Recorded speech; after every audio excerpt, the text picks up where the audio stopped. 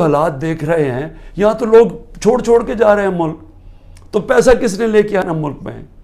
تو ہم تو وہ چیزیں کر رہے ہیں جس سے ملک کو ہم تباہی کی طرف دھکیل رہے ہیں، ہم تو وہ دشمنوں کا کام کر رہے ہیں اس وقت پاکستان میں۔ اس لیے میں آخر میں کہتا ہوں ابھی بھی وقت ہے، بات چیت کریں۔ اگر تو آپ کے پاس کوئی گیم پلان ہے کہ عمران خان کو اگر ہم نکال کے تو ہمارا ملک ٹھیک ہو جائے گا، وہ مجھے بتائیں، میں پیچھے ہٹ جاتا ہوں۔ لیکن اگر گیم پلان صرف یہ ہے کہ عمران خان راستے سے ہٹ جائے کیونکہ یہاں لوگوں کو اپنی ذاتی فائدے نظر آ رہے ہیں، لوگ اپنے NRO مل جائے گا لوگوں کو، یا لوگوں کو اپنی پوزیشنز کی فکر پڑی ہوئی ہے، اگر صرف اس لیے عمران خان کو ہٹانا ہے تو عمران خان تو راستے سے نہیں ہٹے گا۔ عمران خان بیٹھا ہے یہاں، جو کرنا کرو۔